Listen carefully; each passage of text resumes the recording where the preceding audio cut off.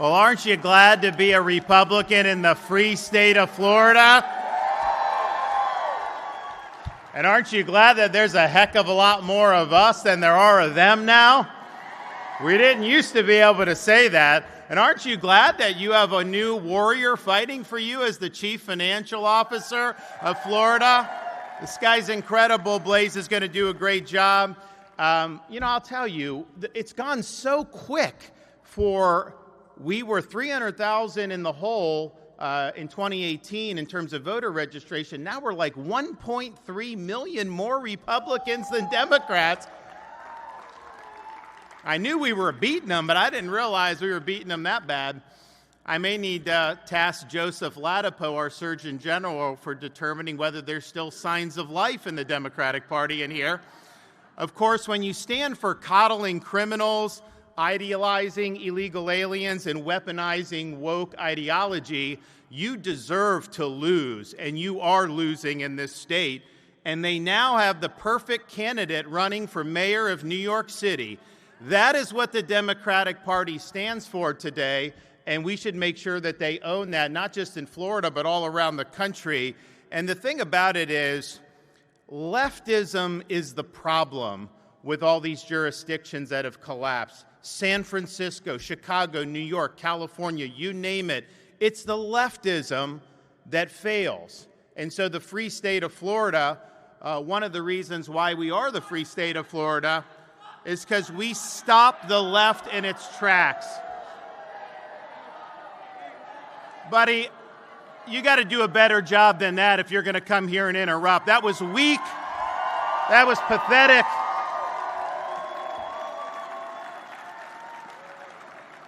I've had Antifa charge me on live TV. That was a weak performance. So you have the left, which is really, I think, the source of the political ills that you see around the country. Our job in Florida is to stop it in its tracks. In fact, as a leader, there's a lot of things I got to do as governor, and we see different things that happen. Obviously, we had major hurricanes last year. We have sometimes disorder. There's a lot of things you have to do. But at this point in time, any leader worth their salt must protect the people they represent from the pathologies of the political left. When they come for our kids, we stop them. When they demand money for their schemes, we defund them. When leftist politicians flout the law, we remove them from their posts.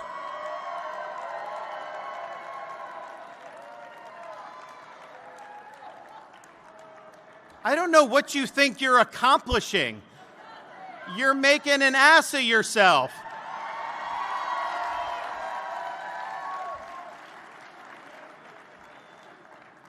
So I will say again, when the left comes for our kids, we stop them. When the left demands money for their various schemes, we defund them. And when leftist politicians flout the law, we remove them from their posts.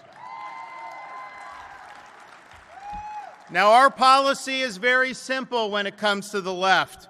We win and they lose. And win we have. We beat the left on COVID. If it were up to them, you would have been locked down, forced jabbed, and forced masked for months and years on end. We stood up, and many times all alone, and took the arrows, and we were right to do it, and the state is better off because we stood up and we did it. We beat the left on immigration. When I became governor, one of my first orders of business was to work with the legislature to finally, after all these years, ban sanctuary cities in the state of Florida. And we never stopped. We've enacted the strongest illegal immigration legislation in the country.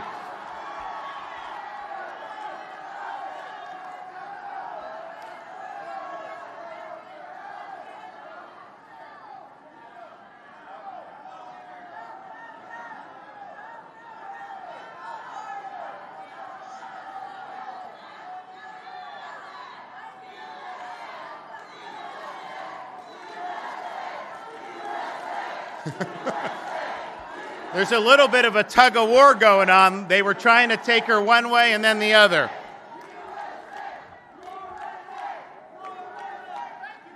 There you go.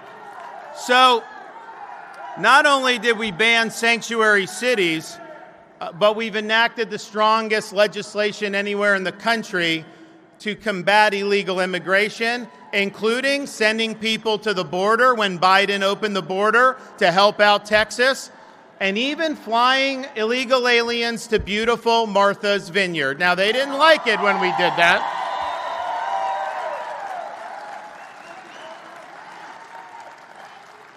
Now, they said they were a sanctuary jurisdiction. The minute you had 50 show up, all hell broke loose. They declared a state of emergency. They called out the National Guard. They got those illegals off their vineyard very, very quickly. They want an open border for you, but they didn't want to have to live under the consequences of the policies that they champion.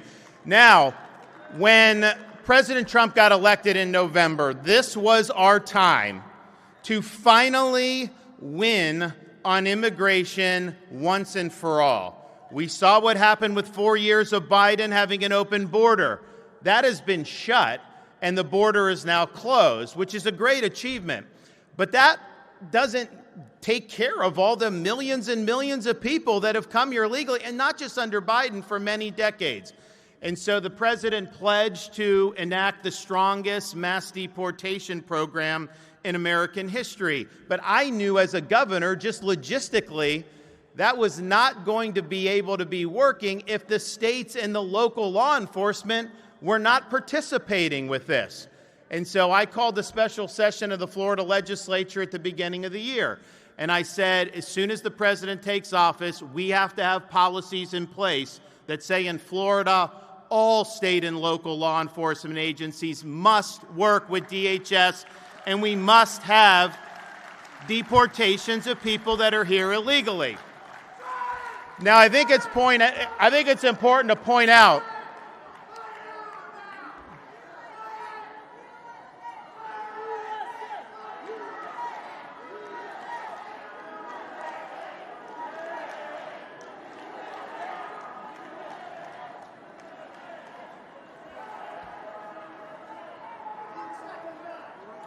I just hope that you charged him to get in here. If he wants to do that, you take his money. That's fine. I hope he didn't get in for free, though. So we called the special session. We said we have to have all hands on deck. And I just think it should be pointed out that because, we've got these big Republican majorities, I was not met with support on that by the Speaker of the House.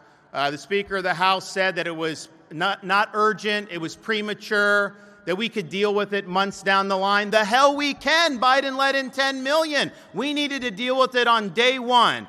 And so we made sure that happened. Now, he tried to pass a bill that I had to veto that would have stripped our ability to do what we need to do and actually would have shut down our current operations, and all the things you've seen about in the news, all of that would have been illegal. So I vetoed that legislation, and we got good legislation in place.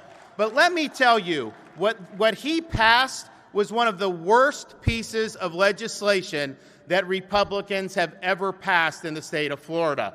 I was right to veto it, and you're better off as a result of having vetoed it. Now, which brings us to the topic du jour, our unprecedented efforts to help with the deportation efforts that you've seen under the Trump administration. Now, we've been doing a lot. I've got all my guys on board at the state. We now have all local and state agencies have to do this. So you see even the mayor of Orange County, Jerry Demings, he's got to get on board because the legislation we had would have meant he could have gotten removed from office. And obviously, I'm willing to do that. So we did that, which was really good. That's why Florida has more of these agreements than any other state by a country mile. But what DHS was telling us is you guys are arresting illegals faster than we can process them. We don't have any place to put them. We can't do this pace yet because Biden really neutered the agency. So they asked us to help with that. And so when they said we need help, within a week later, we were able to stand up Alligator Alcatraz down in South Florida.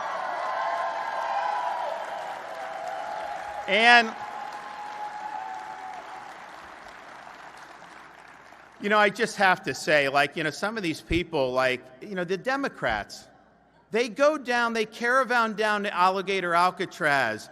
They do all these things, this bells and whistles. They're doing all this stuff. And I'm thinking to myself, man, I've never seen you fight that hard for an American citizen. I've never seen you go to that length. But you really believe that people should just be able to come illegally. Many of them have already been ordered to be deported through our legal process, and they still think that they should be able to stay, even though we've seen all the problems that's happened. But then they'll complain because the air conditioning's too cold. Or they'll complain that the ham sandwiches aren't toasted and that they're cold. I mean, look, it's like, Jimmy John's used to never have toasted subs, and they became one of the best chains in the country. So this idea, I'm like, and, Jay Collins was up here. I can tell you, when we were deployed in Iraq, we didn't get toasted subs. That's not how it works. So you have this crazy stuff where they're trying to make this of an issue, but the reality is flights are now leaving there. You have hundreds and hundreds of people already. The pace is picking up. And Florida is going to continue to lead the way because we need strong borders and we need to make sure we uphold the rule of law. Now, we've also beat the left on crime and on rioting. You remember what happened during those Floyd riots back in 2020. We didn't allow that to happen in the state of Florida, and we even passed legislation saying that you're going to be protected if the mob comes after you. You have the right to defend yourself in your car, at your home, in public. You have a right. We're not going to let the inmates run the asylum. We ban local governments from defunding the police. And, maybe a lot in Florida wouldn't have done it because it's gotten so red. But don't tell me you can't have one little blue outpost that has 3 bozos on some city council that might do something stupid. Well, we're not going to let you cut off your nose to spite your face. So you aren't defending law enforcement in the state of Florida. We've also blocked all jailbreak legislation, California-style crime policies where they let people out, they let them commit crimes. We actually have had that proposed in Florida, and it's wrong. And as governor, I was really the bulwark to stop that, and I'll continue to do that. And then we saw the scourge of Soros DAs. And I remain the only governor in the country who has removed Soros DAs from their position.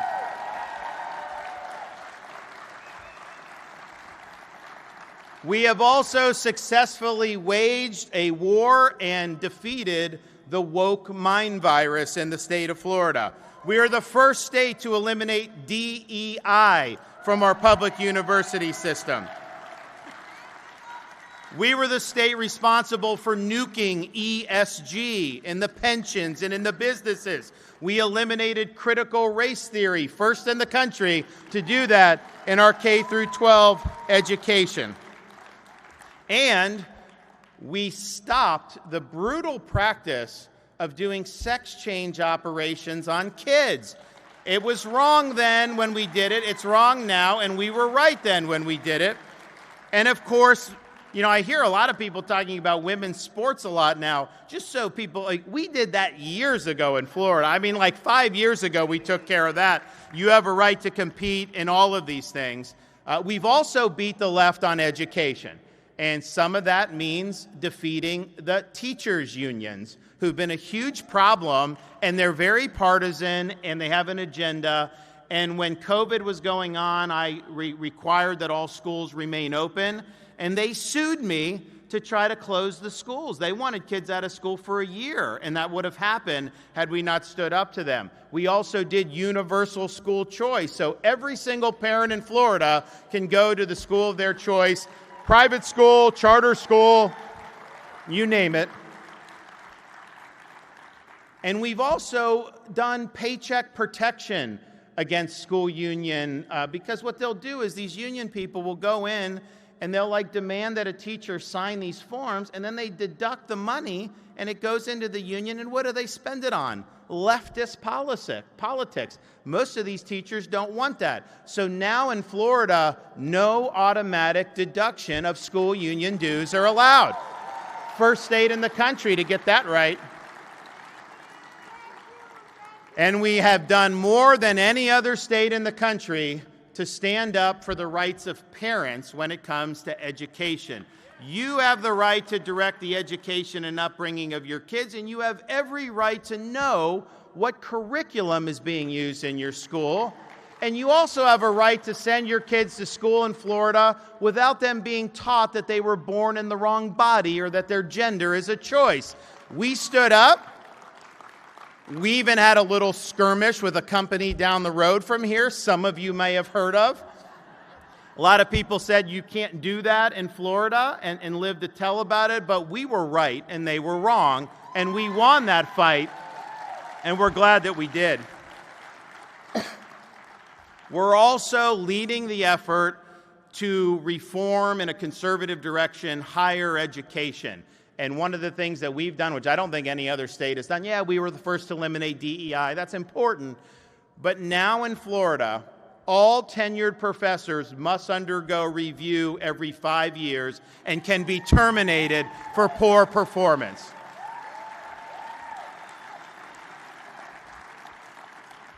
Another thing that we won on, and Blaise Ingoglia mentioned it, you can win these elections, and ideally you have elected officials who do what they told you they would do, which for by and large you've had in Florida. Not exactly what the House of Representatives agenda this past year. Let's just be frank. The Speaker of the House, as his honored guest when he got sworn in, did he have somebody that's been a part of all these wins? You know who he had? Morgan and Morgan. That was the honored guest. Is that what you voted for? No, it's not.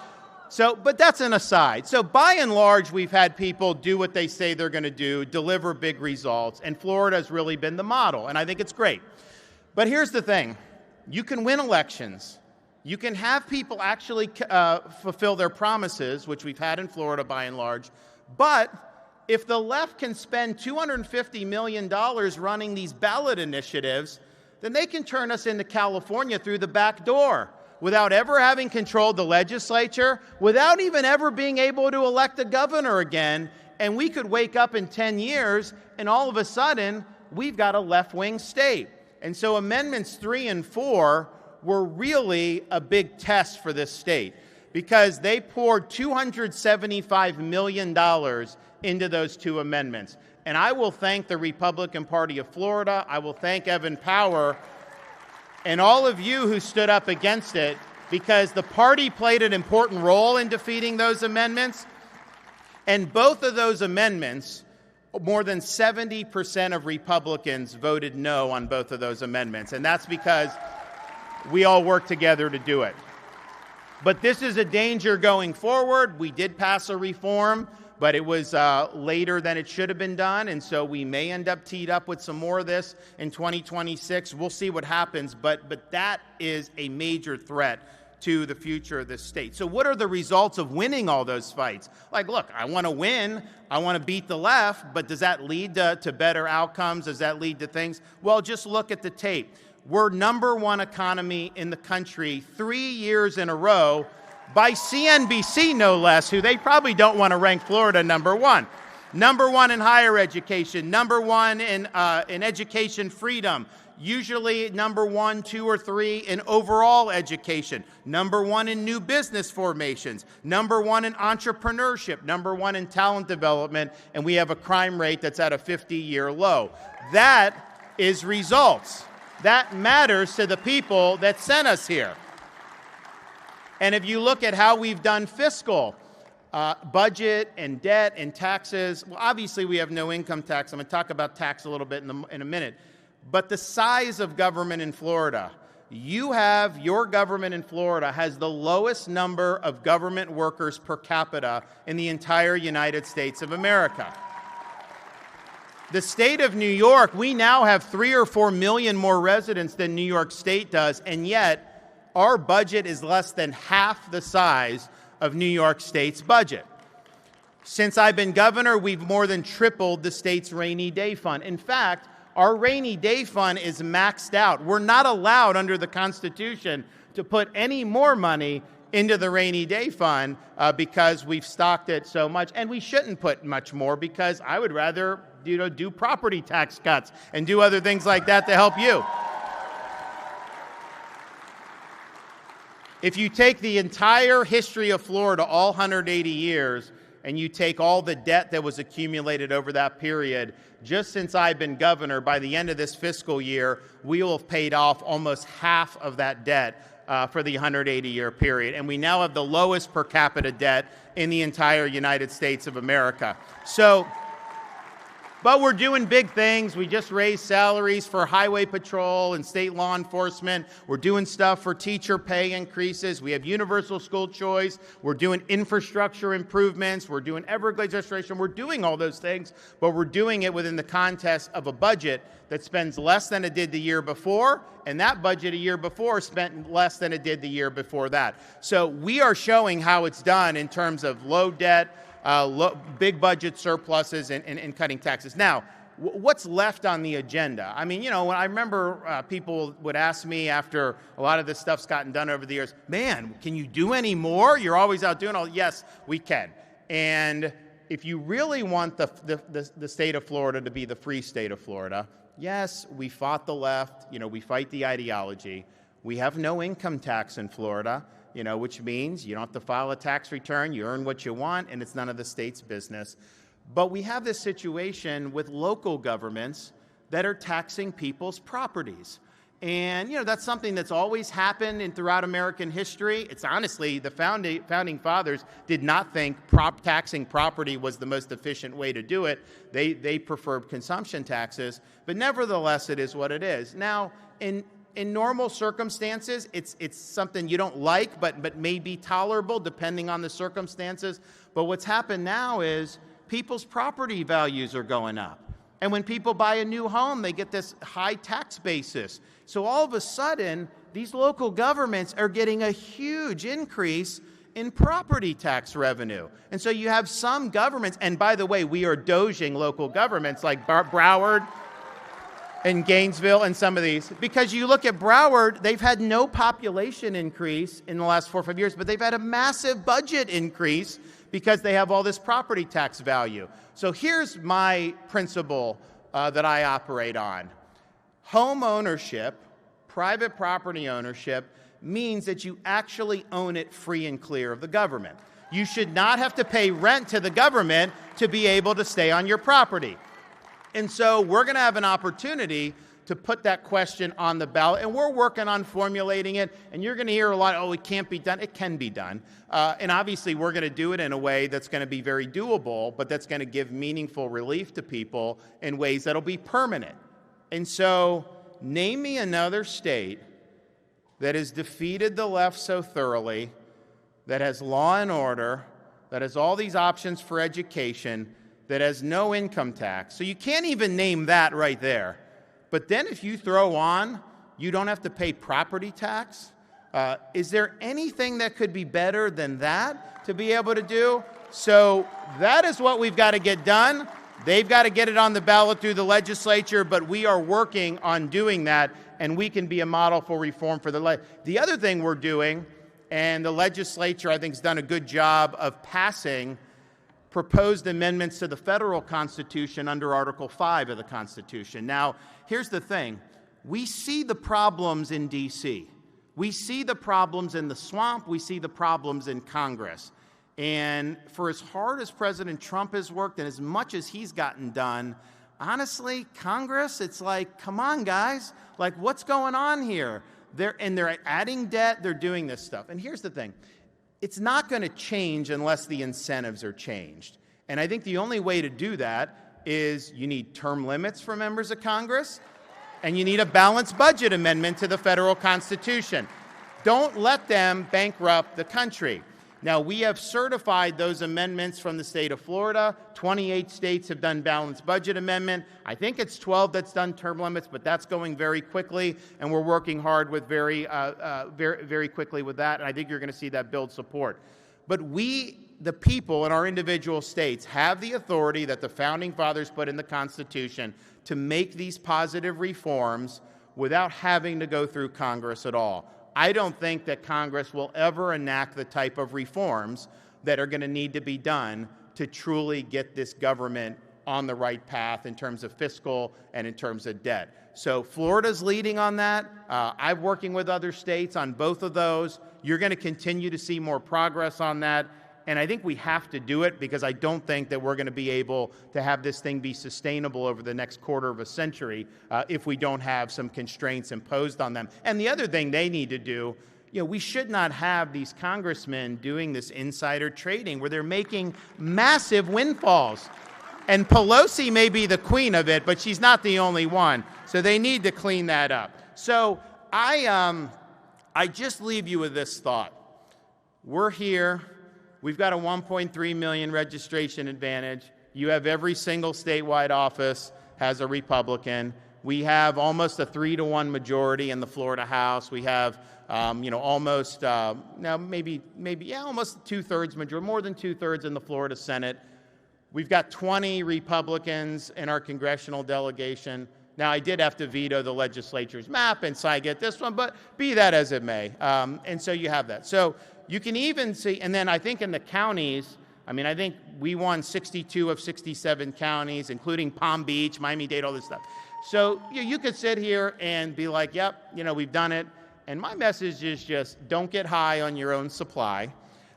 You're only as good as what you're doing for people going forward. There's nothing permanent in politics. People are up, and then they say, oh, there's going to be Republican forever. And then all of a sudden, things shift, and other people can do. I don't think the threat to the Republican Party of Florida right now is as much that the Democrats are going to get their act together than that we, as Republicans, or some Republicans, fumble the ball. And here's my thing, bottom line.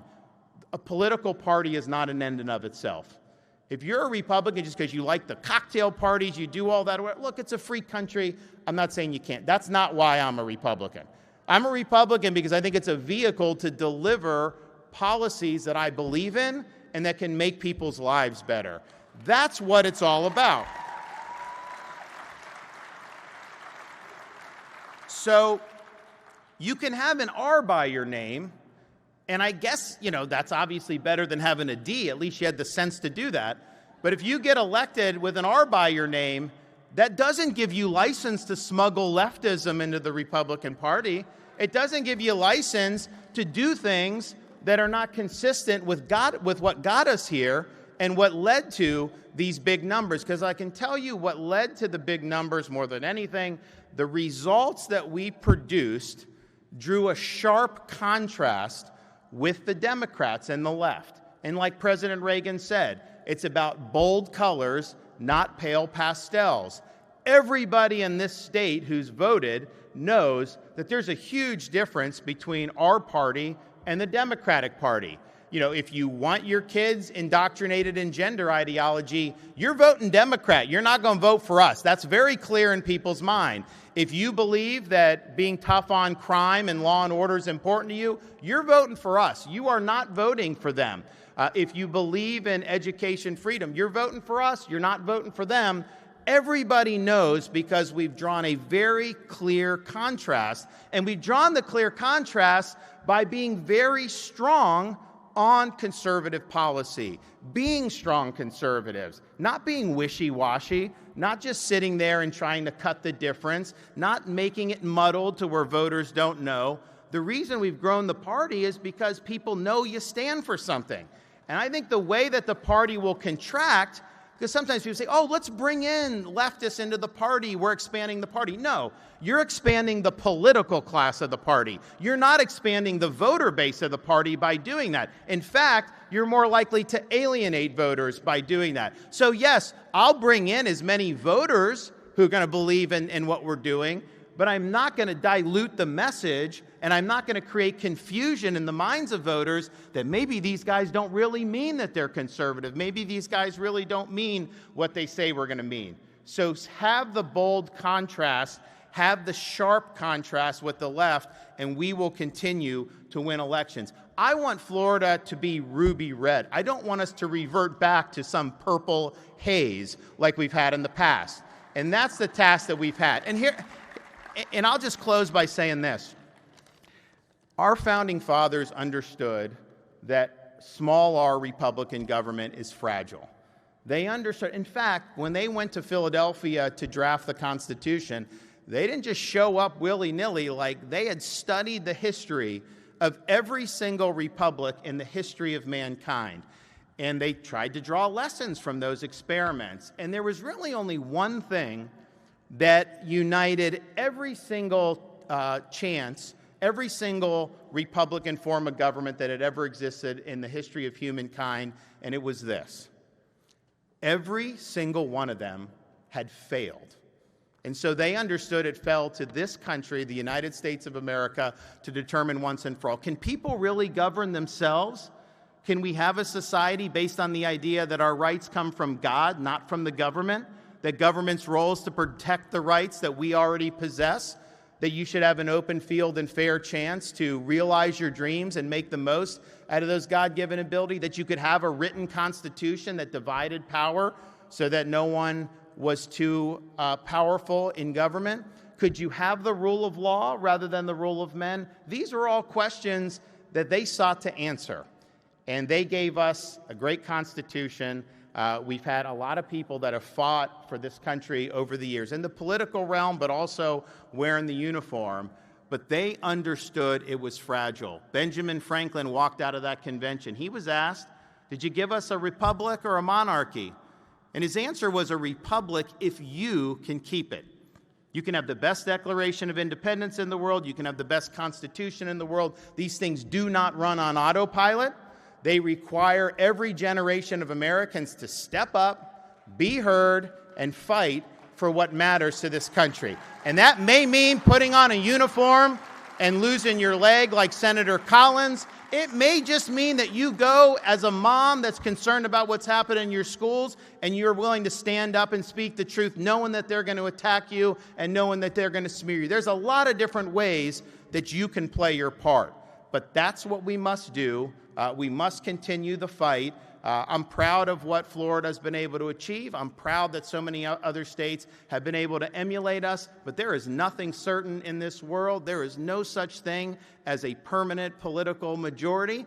We've got to keep fighting. As fast as it got the way it's gotten, it can go that much faster back in the other direction. So let's go forward and fight for the people that sent us here. Let's deliver big results for them, and let's make sure that this state remains the free state of Florida. Thank you all. God bless you.